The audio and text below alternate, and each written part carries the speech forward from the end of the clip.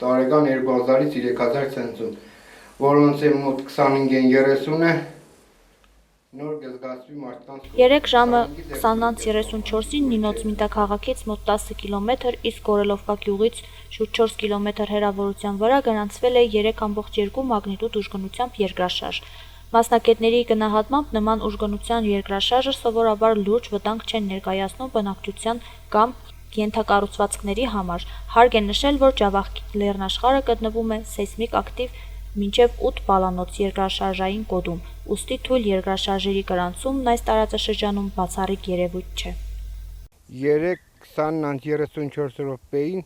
Նինոց Մինդայից 10, Գորելովկայից 4 կիլոմետր հեռավորության վրա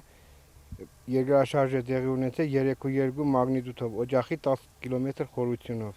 3.2 մագնիտուդը Իրանից վտանգ չի ներկայացնում։ Ջավախ լեռնաշխարհը հանդիսանում է 8 բալանոց երկրաշարժային գոտի։ Դրա համար մեր բնակիչներին թեկուզ քաղաքապետարանին տեղական ինքնակառավարման խորհուրդ կտամ բոլոր շենք շինությունները իրենք վերահսկեն եւ համապատասխանեն